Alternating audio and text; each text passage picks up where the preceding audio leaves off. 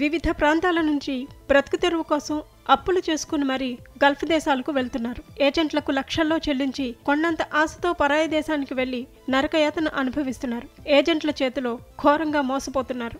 ఇటీవల తెలుగు రాష్ట్రాలకు చెందిన గల్ఫ్ బాధితులు ఎక్కువగా వెలుగులోకి వస్తున్నారు. తమను రక్షించాలంటూ తమ కష్టాలను సెల్ఫీ వీడియోల ద్వారా తెలియజేస్తున్నారు. తమను రక్షించాలని ప్రభుత్వాలను వేడుకుంటున్నారు. తాజాగా సిరిసిల్ల జిల్లాకు చెందిన మరో యువకుడు పరాయి దేశంలో అష్టకష్టాలు పడుతూ తనను స్వదేశానికి రప్పించాలని వేడుకుంటున్నాడు. సిరిసిల్ల పట్టణానికి చెందిన ఇమ్రాన్ అనే యువకుడు నెల రోజుల క్రితం సౌదీ అరేబియాకు వెళ్లాడు. అక్కడ సూపర్ మార్కెట్లో పనికి చేరాడు. అయితే ఇమ్రాన్ అక్కడే 15 రోజుల క్రితం ఫైల్స్ ఆపరేషన్ చేయించుకున్నాడు. అయినా అతని ఆరోగ్యం కుదుట పడకపోవడంతో తనను స్వదేశానికి పంపాలని యాజమాన్యాన్ని కోరాడు. అయితే వారు అందుకు అంగీకరించలేదు. అంతేకాదు తనని చిత్రహింసలకు గురి చేస్తున్నారని, చంపేస్తామని బెదిరిస్తున్నారని సెల్ఫీ వీడియో ద్వారా తన ఆవేదన వ్యక్తం చేశాడు. ఈ మేరకు తెలంగాణ ప్రభుత్వ విప్ వేములవాడ ఎమ్మెల్యే ఆది శ్రీనివాస్ తదితరులను వేడుకున్నాడు. దీనిపై స్పందించిన ఆది శ్రీనివాస్ ప్రభుత్వం తరపున ఇండియన్ ఎంబసీకి లేఖ రాశారని, సౌదీలోని ఇండియన్ ఎంబసీ అధికారులతో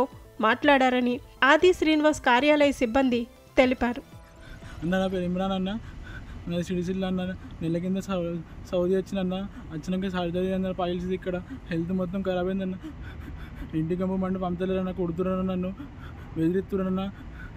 నాకు సౌదీ దమ్మం అల్ఖోబర్ పిన్నై సూపర్ మార్కెట్లో పని కోసం వచ్చిన అన్న. నా హెల్త్ బాగాలేదన్న, ఇంటికి పంపమంటే పంపలేరన్న. నెల రోజులు అన్నం తినలేదన్న, మొత్తానికి చక్కగా నేను అన్న. నా హెల్త్ మొత్తానికి మంచి లేదన్న. నాకు సౌదీ అన్న, నాకు ప్లీజ్ హెల్ప్ అయ్యారన్న.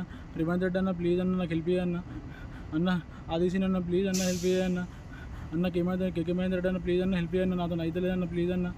అన్న ఒక 2-3 రోజులు చూసి నాతో హెల్ప్ కాకుండా చచ్చిపోతాను నేను. ప్లీజ్ అన్న కాలు మొక్కుతా అన్న, ప్లీజ్ అన్న హెల్ప్ అయ్యారన్న. అన్న ప్లీజ్ అన్న